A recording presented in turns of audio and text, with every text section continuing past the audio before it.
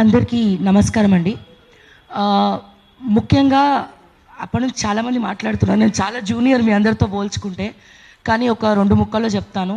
నిజం చెప్పడమే అసలైన జర్నలిజం. Point number 1. సో డెఫినెట్గా అది ప్రభుత్వమైనా ఎవరైనా నిజాన్ని ఉన్నది ఉన్నట్టు చెప్పడం అనేది తప్పేం కాదు. ఇంకోటి మా అన్న ఇందాక TUOWJ తరపున ఒక మాట అన్నారు.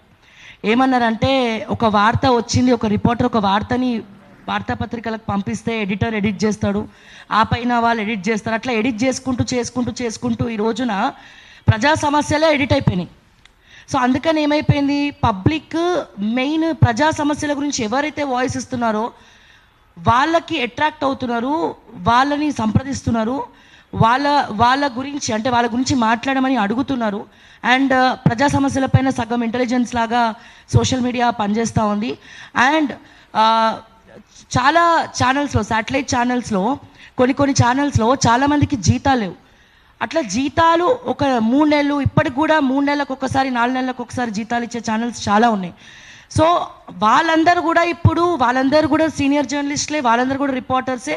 వాళ్ళందరికీ కూడా ఒక కొత్త ప్లాట్ఫామ్ ఏంటి, యూట్యూబ్, వాళ్ళు సొంతంగా సంపాదించుకోవడానికి. అండ్ ఒకటి చెప్తా ఉన్నాను, అందరం నియంత్రణ అని మాట్లాడుతున్నాం.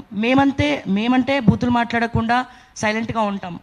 కానీ ప్రజల ఆవేదనను, ప్రజలు ఏమాత్రం ప్రజా సమస్యల మీద వాళ్ళకు పోలీస్ స్టేషన్కి పోతే న్యాయం జరుగుతలేదు. ఎందుకంటే చాలా కేసెస్ చూస్తున్నాం, పోలీస్ స్టేషన్కి పోతే న్యాయం జరగట్లే. అధికారులకు చెప్దామంటే వాళ్ళు వింటలేరు, ఆఫీసులలో ఎవరు ఉంటలేరు, ఎవరిని ఎవరు కలుస్తలేరు. వాళ్ళు ఎవరికి చెప్పుకోవాలి? దొరికిన మా మైకుల దగ్గర ఇష్టం వచ్చినట్టు తిట్టి వాళ్ళ ఆవేదన, ఆవేశం, ఉక్రోషం అంతా కూడా ఆ మైకుల మీద, కెమెరాల ముందర చూపిస్తున్నారు. ఎందుకంటే అట్లనన్నా ప్రభుత్వం చూస్తుందేమో అని చెప్పి. అండ్ ఇక్కడ యూట్యూబ్కి ఒక చట్టం చేయాలని చెప్పి చాలామంది మాట్లాడుతూ ఉన్నారు. అసలు యూట్యూబ్కి చట్టం చేయాల్సిన అవసరం లేదు. యూట్యూబే ఒక చట్టం ఇచ్చింది, యూట్యూబే ఒక గైడ్లైన్స్ ఇచ్చింది. అది ఫాలో అవ్వకపోతే 3 ఛాన్సులు యూట్యూబ్ మనకి మెయిల్ చేస్తుంది.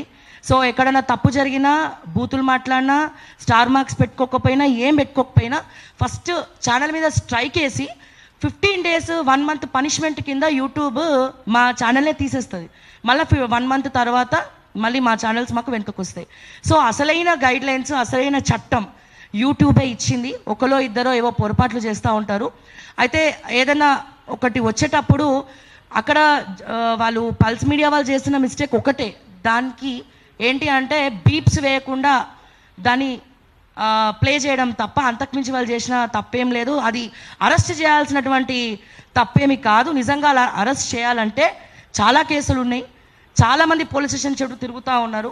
నిజంగా పోలీసులు అంత యాక్టివ్గా ఉంటే ఫస్ట్ ఆ తుప్పు పట్టినటువంటి కేసులను చూడాలి అని చెప్పి నేనైతే మనస్ఫూర్తిగా కోరుకుంటున్నా. మిగతా విషయాలు అందరూ చాలామంది చెప్పారు, టైం ఎక్కువ లేదు కాబట్టి సింపుల్గా ఒక 2-3 లైన్స్ చెప్పిన. Thank you so much.